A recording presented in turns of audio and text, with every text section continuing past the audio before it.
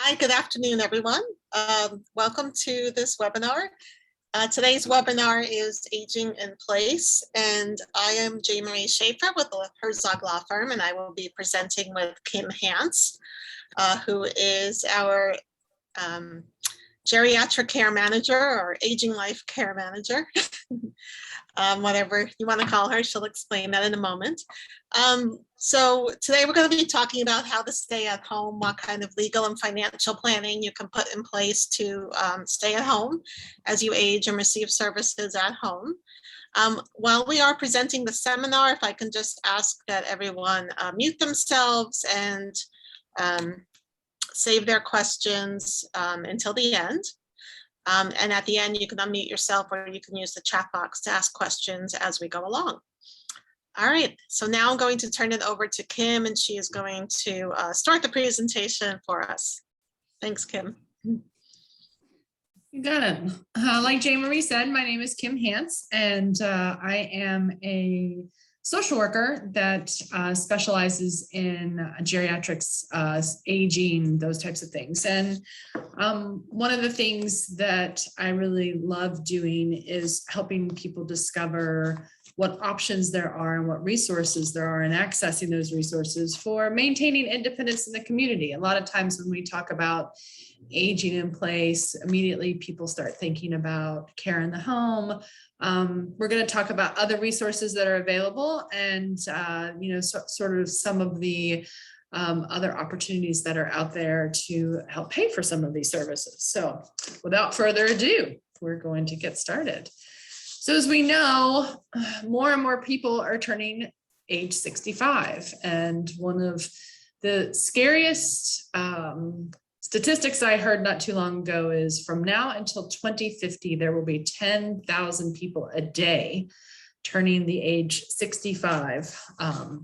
So we have a lot of planning, a lot of lack of resources out there right now. And so we really need to start talking and planning about our long-term care needs and what folks are going to need in the long term. Some of the planning that we talk about, there's a wide range of services that are available for folks, help with everyday tasks and supporting and managing an illness. And a lot of times, once we have an event, it sort of starts that process of needing more consistent care, and we suddenly start treating a chronic condition as opposed to something that we just treat and then we get better and we move on. So really long-term care is something that can be provided in many settings. It can be a person's home, a community site, residential setting, and of course in a lot of circumstances we hear nursing homes as well. It can include not only support from paid professionals, but from family members and surrounding neighbors, things like that. As we know, it's no big guess that the majority of folks age 65 or older really do want to stay in their home as they age. So that's not really a surprise. There are lots of things that we have to talk about and learn in order to make that goal a reality.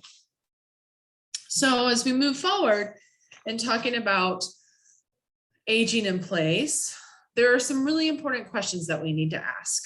Where do you want to live? And this is really an important question because, we need to understand if your home is going to need to be modified to accommodate any potential mobility challenges. One of the things that I often share in this webinar is it's a conversation that my husband and I have on a regular basis because we live in an older home that bedrooms, bathroom are upstairs. Our laundry is downstairs in the basement. So our house is not very age friendly. We want to talk about the width of doorways. Can they accommodate a walker or a wheelchair should you need that as you age? How's the height of the stove, your cabinets? Is there proper lighting? What are the floor surfaces like? So lots of things to consider in the actual physical location of where you want to live. Next thing we talk about is who's going to provide the care.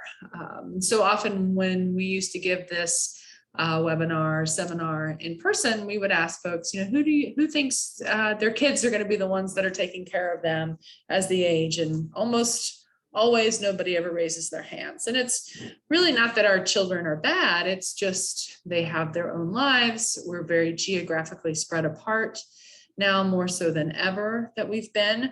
So we really have to understand who's going to be the one that is taking care of us physically, emotionally, and financially. It's really an honest conversation that you need to have with your family members before the assistance is needed. Alternately, it's also a really good idea to start doing some research ahead of time, so you really can understand what the resources are in your area. Of course, the big question is, how do we pay for it? There are, home care is expensive, and care services really can cost more than you think. Between about 50 and 70% of the people over the age of 65 will eventually need significant help with their day-to-day tasks and the overall care. And what does significant help mean? So in a 7-day week, there's 168 hours. And we consider significant to be somewhere around 44 hours of care a week. And that's really only averages to about 6 hours a day.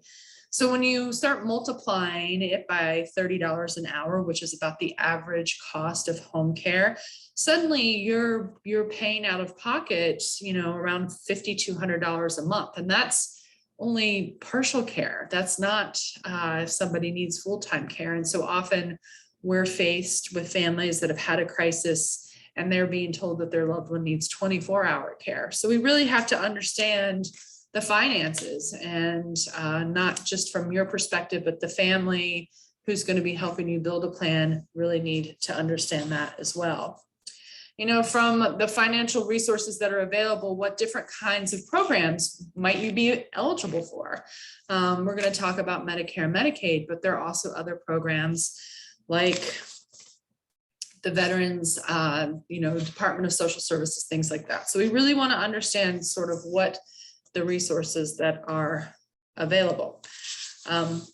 Once we sort of get that out of the way, we start talking about the actual care and developing a care plan.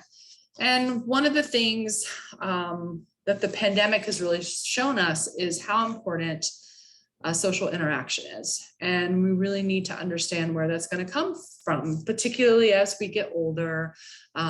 Things become a lot more challenging. And one of the biggest challenges of staying at home is the risk of becoming socially isolated. Perhaps there's a physical decline, maybe there's transportation issues. Maybe geographically you're in a rural area that requires you to travel long distances in order to get some social interaction. So we really want to understand what's in the community. Do you have a community group or senior center close by?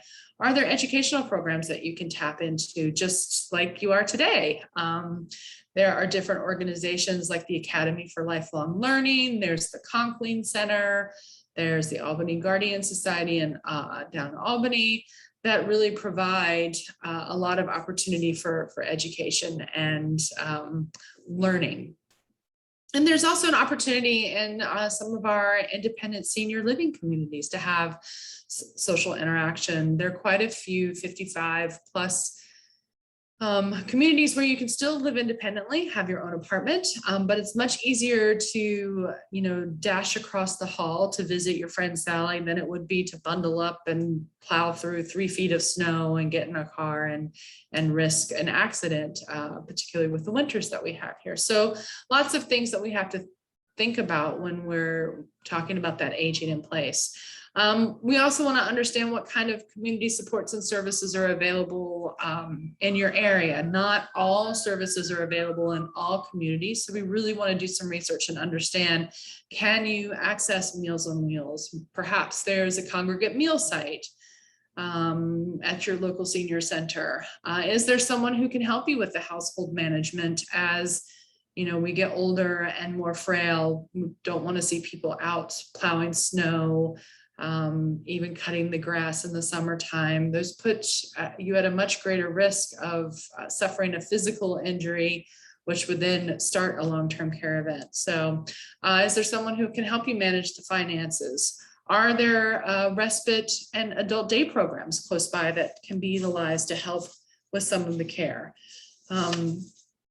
As we move through the care plan, we start talking about what the actual physical needs are. And for some people, particularly folks that may be dealing with some type of cognitive issue like Alzheimer's or dementia, they may not have a physical need, but we really do need to understand what the need for activities of daily living are.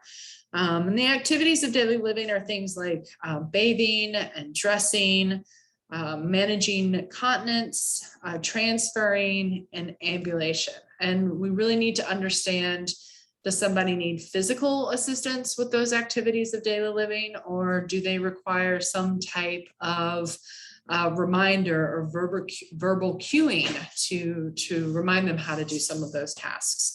And then we need to talk about and understand the instrumental activities of daily living. And those are things like transportation, shopping and meal preparation, the house cleaning and home maintenance. Medication management is a big piece of the developing the care plan, because as we often know, a medication mistake really can start a long-term care event. So we really want to understand how much physical assistance, how much verbal or reminder assistance is needed with our activities and instrumental activities of daily living. So some of the other things that we need to talk about when we're developing an aging in place plan are being aware of the community-based services that are out there to help. Generally speaking, we don't want people to have to jump into needing 24-hour care. And there are a lot of services in the community that can help support someone without really being terribly intrusive.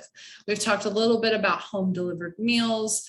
There are some programs that provide just someone as a friendly visitor, so that it's a check-in program. In some communities, there's a community paramedicine program where the EMT or EMS helps check in on folks. One of the most important things that I encourage folks to explore is a program through the County Office on Aging. It's the Health Insurance Information Counseling Assistance Program. And you will see very much in long-term care that we love the use of acronyms. So that's a high cap counselor. And why is that so important? It was just having the conversation with one of my coworkers today as she's getting ready to retire. She was blown away and understanding the number of Medicare plans that are available. We're getting ready to, we're approaching our open enrollment. So it's really super important for people that are receiving Medicare to really understand what their plan offers. And from a financial perspective, choosing the right Medicare plan is really important. There are plans out there that have a no premium, but maybe the deductibles are a little higher. And if you're someone who doesn't use the medical system a lot, that might be a nice option. But somebody choosing that at the age of 65, of course, as we age, that may not be as an attractive as an option as somebody who becomes 80, 85 and is going to 4 or 5 appointments in a month. So it's really important to understand what options are out there and really speak to somebody who can help you pick the best plan. We have some wonderful resources in our area that help with home maintenance. And that's our seniors become so vulnerable as they get older due to being targeted for scams and, folks really trying to take advantage of our seniors. So working with an organization like Umbrella, which is based out of Colony and Schenectady, they provide home maintenance services. And the nice thing is everybody that works for them is vetted, background checks are done, and the service is provided at a reduced rate. So it's affordable, which in this day and age is very helpful. I can't speak enough to the personal emergency response systems and how that really can help folks age in place more independently, particularly folks who live alone or may live with somebody that has some type of cognitive impairment. living alone, you take a fall, you hit your head, you're not able to push that button for help. And that can make a big difference between life and death, even. And for some folks, that may be living with a loved one that has a memory impairment, that person may not be aware enough to call 911 if you have a fall or push the help button. So having a fall detector incorporated into your personal emergency response system is a wonderful idea. In addition, if you have somebody that is dealing with a cognitive issue, they also come with GPS locators. So that's a great way to be able to, keep track of somebody in the event that they wander off and become lost. Medication reminders and dispensers, like I indicated earlier, medication mistakes happen quite often and really can trigger a long-term care event. So keeping things straight and organized is very important. That's everything from the pill boxes that you can pre-fill for 7 days up to setting up with a pharmacy or through Amazon, CVS. There are lots of different organizations that do it, pre-dispensed pill packs or blister packs. And what's nice about those is they're dated and it has the medications on them when they're supposed to be taken. So it really helps eliminate the chance of having a medication error. There are wonderful organizations like the Northeastern Association for Blind that will come into the home and help somebody that has low vision or no vision and help them retrofit their home and make their home safer so that they can still manage more independently. Adult day services in our area, we have both social and medical models. From a social model, it's an all-day program where you go, they have different levels of activities, a breakfast, a lunch, great supervision for folks that may have some type of cognitive issues. With the medical model, in addition to all of the services that are provided under the social model, you'll also get things like personal care. So somebody who may be incontinent and needs to be cleaned on a regular basis, somebody who needs a shower. In my instance, you have a home with the shower upstairs and you can no longer access the upstairs. An adult day program medical model is a great way to get some personal care taken care of. You can also get things like physical therapy, occupational therapy, all under one roof. So it really makes it nice for folks to not have to bounce around to different locations for things. Transportation becomes a huge issue for folks as we get older. So connecting with the right transportation service is really important. And there are lots of options in our area for transportation. Again, we have opportunity for caregiver education and support through things like the Alzheimer's Association, the Caregiver Support Initiative that's being run through SUNY Plattsburgh. There's Eddie Alzheimer's Services. There's different centers for excellence for Alzheimer's disease in both the Albany Med and Glens Falls Hospital. So lots of availability for education and support programs. Physical therapy and occupational therapy services are really wonderful and helping people regain some strength that possibly is lost and helping them navigate through their home again. And an occupational therapist can come in and really help assess the home for safety needs. So maybe there need to be some grab bars put up, maybe better lighting, maybe there's some assistive equipment that can be used in order for somebody to be able to maintain independence in their home environment for a much longer period of time. And then of course, there's the professional home care services. So, that's hiring an aide to come in and provide either a companion level of service, perhaps a personal care aide or home health aide as well. So lots of options for community-based services out there to help people really maintain an age in place. So once we start talking about the community-based services, we have to really understand the cost of things. And long-term care can be quite expensive. Of course, under the home care umbrella, we have unpaid home care, and that can be, your significant other, children, family, friends, church members, anyone who's kind of pitching in and helping that's not getting paid. Paid home health aides average in our area between $30 and $32 an hour for a licensed home care agency to work. You might be able to find private duty folks for the, maybe $15 to $20 an hour, but we're always very cautious and advising you to make sure that you're working with a reputable person, and that person at the very least has some type of liability insurance. Because if something were to happen to either you or that caregiver in the home, it can really cause a much greater headache for you down the road. There's assisted living, and assisted living is a really nice option, but the majority of assisted livings in our area are private pay, so they're out of pocket. There are a handful of assisted livings in our area that do accept Medicaid as payment. But generally speaking, an assisted living, you can expect to pay anything between $3,000 and $8,000 a month. And for specialized memory care, for someone who requires a locked memory care unit, you can anticipate up to about $10,000 a month in expenses. And then, of course, there's nursing home. And that's the place that nobody ever wants to go, but we do need to talk about it because it does become sometimes the only option that's available to folks.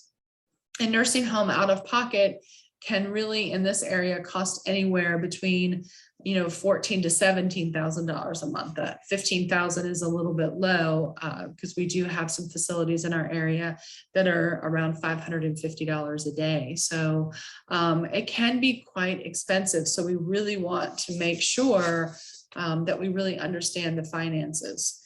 And of course, once we talk about what things cost, we have to understand what the sources are for paying for long-term care. And of course, there's private pay, which is just strictly out of your pocket. And most people that we work with can't sustain paying privately for services for a long period of time. There's Medicare and Medicaid, and Jane Marie is going to go into both of those programs a little more in detail. Long-term care insurance. There are a lot of folks that we work with that did purchase long-term care insurance, decades ago when it first came out. I actually had a conversation with one of our clients yesterday about he and his wife's long-term care policy. They're really trying to decide which way to go because, of course, the long-term care policy is wanting to increase their premium and reduce services. So he's really weighing the different options that he has. But it's something that we always tell folks that if you've got a long-term care policy, please take it out, dust it off, and really understand the language, understand what your elimination period is, understand what your daily rate of pay is. You need to understand, is it a limited policy, meaning is it only a 2 or 3 year policy, 2 or 3 year policy, or is it a lifetime benefit? Are you able to access the full pot of money that's available to you, or do they really only go by a daily benefit for a certain period of time? And of course, then the other question is whether or not it's a regular long-term care policy or if it's a New York State partnership plan policy. So lots of things to really understand about long-term care insurance. We're really lucky in this area to be rich in respite and caregiver support grants, both through the Office on Aging, the Eddie Alzheimer's Association, and the Caregiver Support Initiative for folks. Catholic Charities also has a respite program for folks that have a non-cognitive related diagnosis. And then there's the VA. And a lot of folks that we work with would be eligible for veteran services. And so I really encourage that if you haven't made that connection with the VA and you've served, please do, because there are lots of opportunities under the VA to help with funding. So, in New York, Medicaid really is the primary payer for all things long-term care. Probably 70% of folks that live in some type of long-term care facility like a nursing home, Medicaid is footing the bill for that. So I'm going to let Jane Marie take over and talk a little more specifically about Medicare and Medicaid and all of the things that you can expect to get from those. Thanks, Kim. All right, so I'm going to talk a little bit about Medicare and tell you what it covers before we go into a discussion of Medicaid. So Medicare doesn't really cover a lot of your long-term care coverage. Medicare covers your stay in a rehab facility after you've had a hospital stay. So for example, if you break your leg and you go to the hospital, have surgery, then you're gonna need a few weeks of rehab. Your Medicare coverage will pay for those weeks in the rehab. So Medicare will cover up to 100 days of care. The first 20 days, they're going to pay in full. And then the next 80 days, you're going to have a copay of $185.50 per day. If you have a Medicare supplemental plan, often they will pay for your copay during that period of time. However, there's no coverage after 100 days.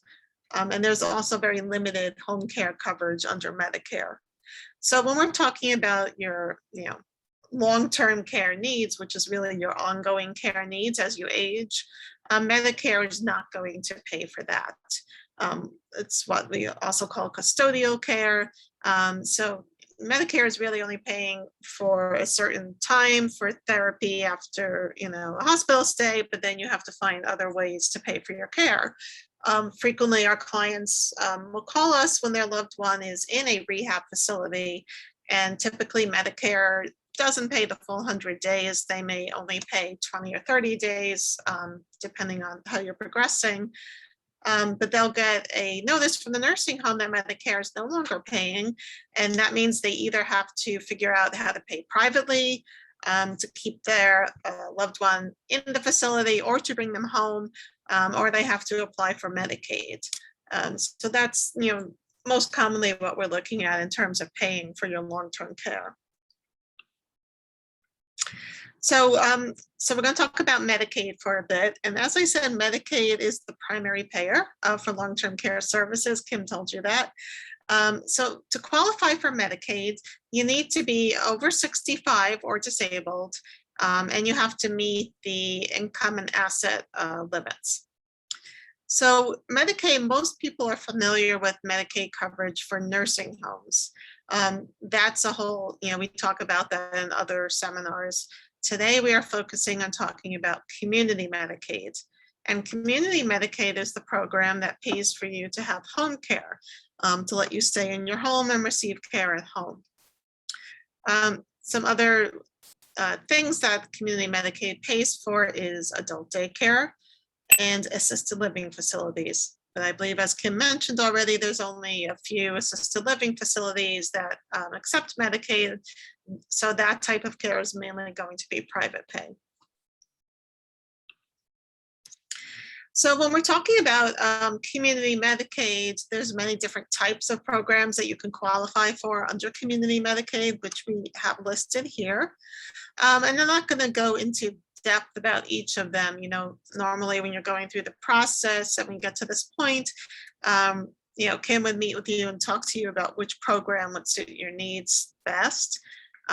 Usually the differences between the programs are, what type of activities do you need help with? If it's a cognitive deficit, one of these programs, specifically the NHTD program, may be better for you. If it's more physical needs you have, then maybe a managed long-term care program would be better for you. However, kind of the thing to keep in mind is for all of these programs, what happens is you get to stay home. Someone comes to your home to take care of you. You're going to get approved for a certain number of hours of care per day. And, that person is paid by Medicaid. So it's really a great program. It's not available in every state. Not every state, I should say, has as generous a program as New York. So we are lucky to have that program here in New York, and we should take advantage of it if you can. So these are the income and asset levels. So when you look at these, don't be worried that they look kind of low, because there are certain exemptions and assets transfers that we can do to get you below these levels. So for the income level, as an individual, it's $904 per month. Now, don't worry, a lot of people have more income than that, but we'll talk about how you can qualify with more income than that per month. And if you're married, they're really most times not going to look at your spouse's income. In terms of assets, the asset limit is $15,900 for an individual. And if you're married, your spouse can have $74,820. So as a married couple, that gives you about $90,000, right? But if you're single, it's just about $15,000. So let's look at what some of the exempt assets are when we calculate those dollar amounts. So one of your main assets is your home, right? Your principal residence. So that asset is exempt. They don't count the value of your home when they calculate those limits. Your home is exempt as long as you are still living there or your spouse is still living there. However, when we talk about trusts a little bit later on, we talk about how most people do put their homes into a trust. And the reason for that is even while you're receiving community Medicaid, your home may be exempt, but you may at some point in the future need to move to a nursing home, or your spouse may no longer be able to live there. And once you or your spouse move out of the home, it's possibly subject to a Medicaid lien. So that's why when we talk about trusts, we really include your house, even though it's an exempt asset. Some other items that are exempt are a burial plot, a prepaid burial contract, life insurance policy, but only with a face value of up to $1,500. So larger policies that have a cash value of maybe a few $1,000s or more, that money is going to count as an asset towards your resource limit. Your car is going to be an exempt asset. And your retirement accounts are going to be an exempt asset. So that is really another nice surprise for people, that the amount that you have in your IRA plan or your 401k plan, that dollar amount is exempt. So if you have $100,000 in your IRA plan, yes, you're over that $15,000 limit, but you can still qualify for Medicaid because it's a retirement account. Now, to exempt that account, you need to start taking periodic payment distributions. If you're 72 or over, you're already taking required minimum distributions from your IRA. So that's really the same concept. You would have to start taking those distributions in order to make sure that the retirement account is exempt. Those distributions would then count as your income and go towards your income calculation. But the actual principal, or balance, I should say, that's in your IRA account, that's going to pass to your beneficiaries upon your death without Medicaid being able to touch any of that. So what if your income and your assets are too high? There's things that we can do, and we're going to talk about trust today. So there's two types of trust. There's a trust that you can use to transfer your excess assets, and there's a trust for your excess income. So we'll go into a little more depth about both of those. Before we talk about trusts, I just do want to mention exempt transfers of assets.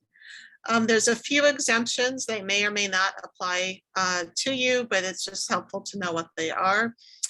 So the first one is if you have a child with a disability, you can transfer money or your house to that child, and that will not count as a transfer.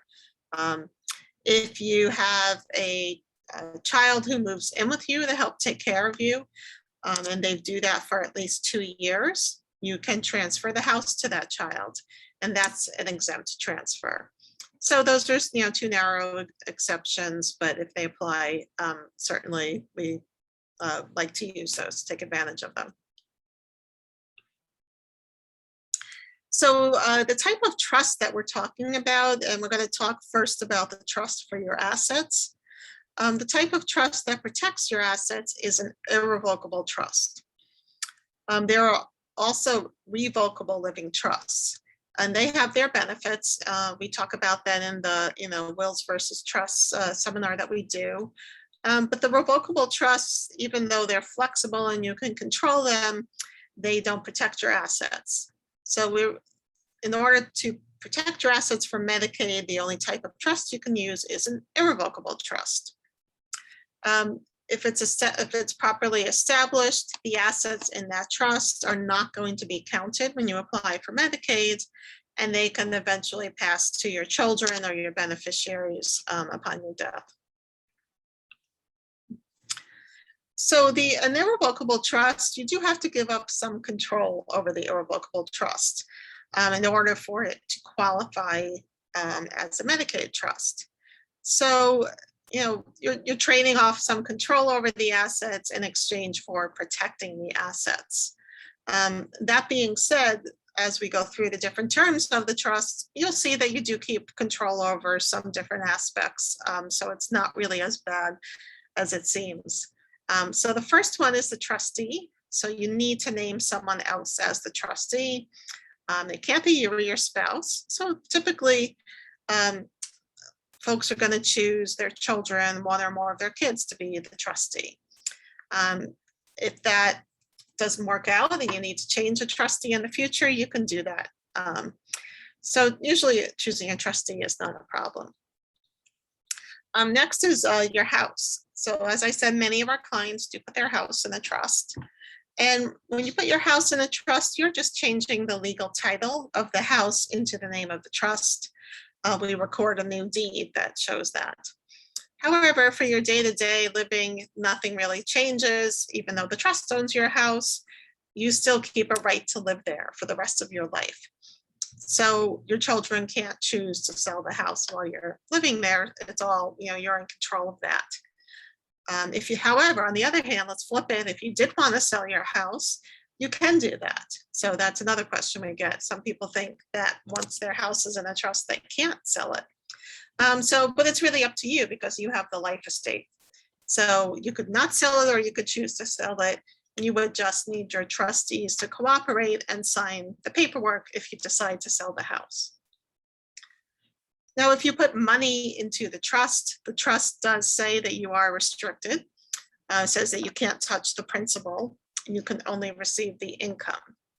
So what does that mean? So if you had a $50,000 savings account and you put that in the trust, you couldn't really touch that money. You could only receive the interest that it earns. But let's face it, that interest is going to probably be small or next to nothing based on the rates you're getting now at a bank. However, if you do change your mind, let's say you put that money in and then suddenly your car broke down, you need to buy a new car, it's not all is lost. There's a law in New York that says you can do a partial revocation of a trust. And all you would need to do in that case is get all your beneficiaries and you together, you sign a piece of paper, and then that lets you take out some money from the trust to spend as you wish. So there's a little out there, once you put the money in. And then on your death, everything that's left in the trust will pass to your beneficiaries. One of the other benefits is that you also avoid probate by using the trust. Your trustee can distribute these assets to your beneficiaries directly. There's no need to wait to go through a court proceeding. So what do you put in your trust, right? So it kind of depends, right? If you're immediately applying for Medicaid, you have to get right down to $15,000. So that means you're probably going to you're going to have to put everything you have over $15,000 into the trust. So that's one example. Another example is we have clients who are planning in advance. They're healthy, they're setting up a trust now, and they don't expect to need care for several years.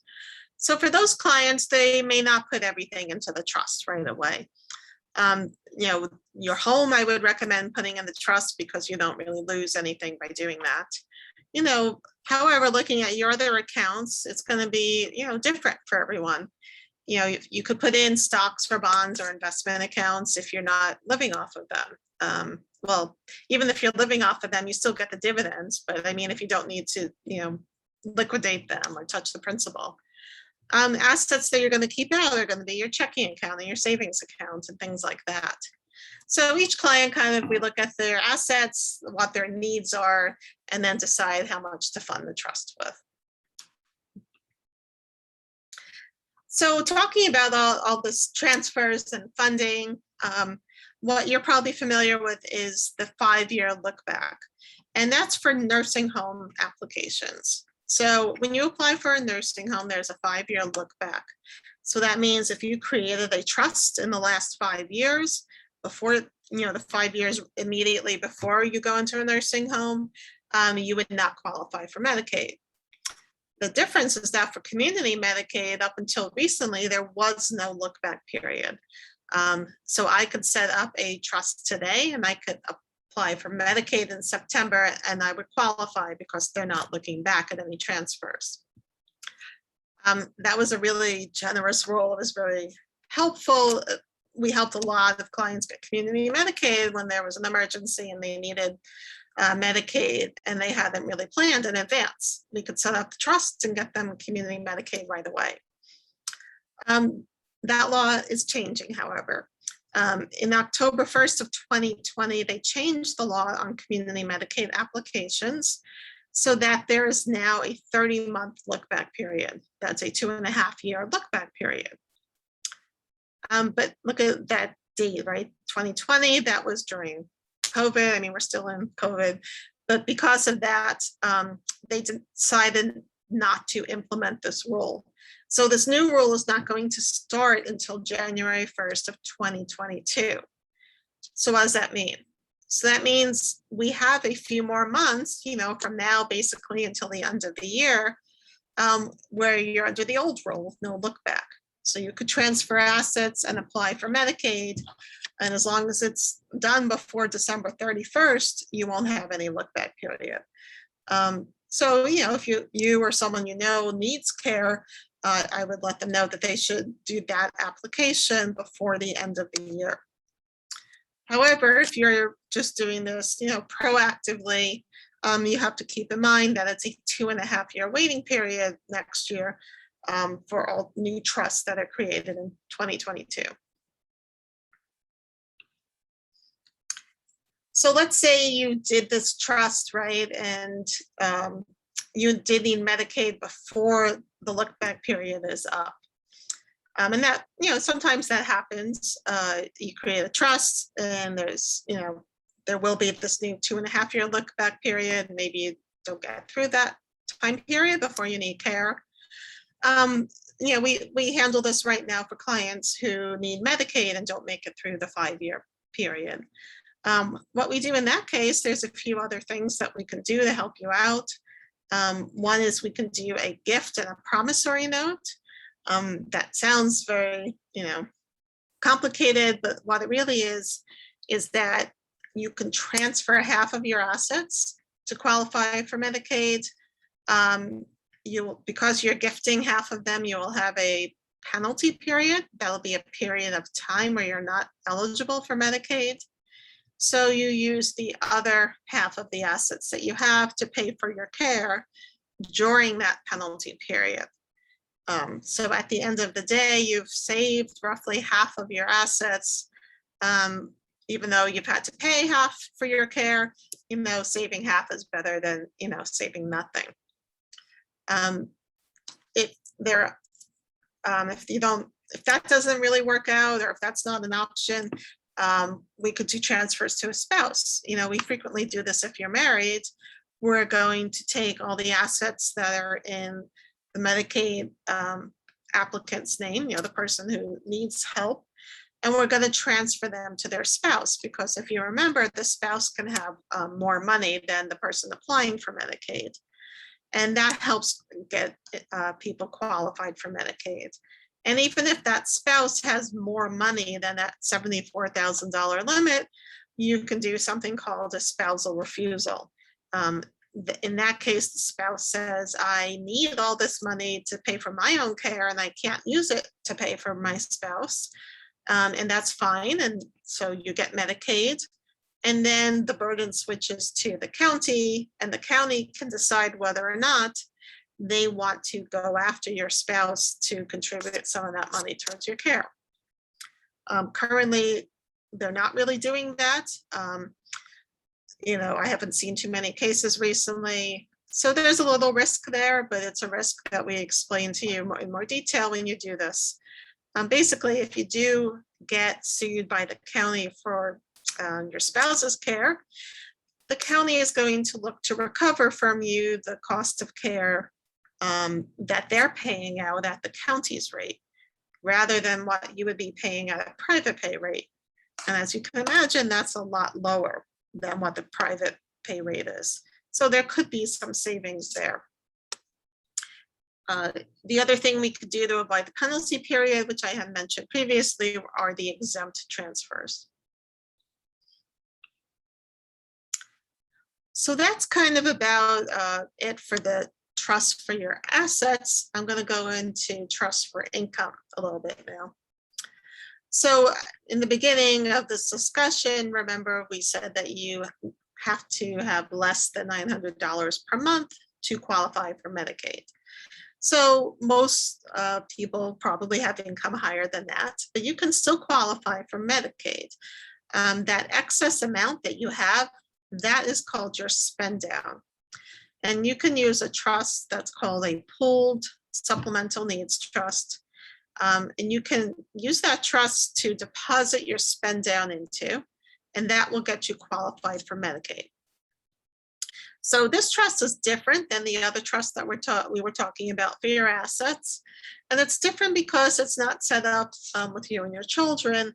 It's a nonprofit organization that runs the trust.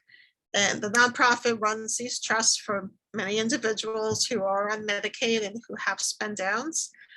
So they know what the rules are. They're used to handling these spend downs. And once you transfer your spend down to that trust, you can still use that money to pay your bills. So you're not really losing use of the money that you put into the trust. So for example, these are some things that your trust can pay for. So it could pay for your rent or your mortgage, your utilities. So really what's going to happen is you're going to basically still keep use of your income to pay for your living expenses so that you can live at home. And Medicaid is going to start paying for the home health aides and the care that you need at home. So it's really a good solution to use these trusts. You know, they're pretty flexible as long as it's for you, right? You can't use that trust to spend money for anyone else. You can't make gifts out of it, but you can really use it to pay for everything that you need to live, to stay in your home. So lastly, we're going to talk about basic estate planning documents, and that would be a healthcare proxy, a power of attorney, and a will. And these are just basic documents that everyone should have in place. And the reason that I talk about these now is because if you become incapacitated and you really haven't done any of this planning, you should, if you have these documents in place, then your person that you appointed as your power of attorney or your healthcare proxy can do this planning for you. So it's not too late. You know, your power of attorney can set up trusts for you. They can make gifts and transfer money into a trust.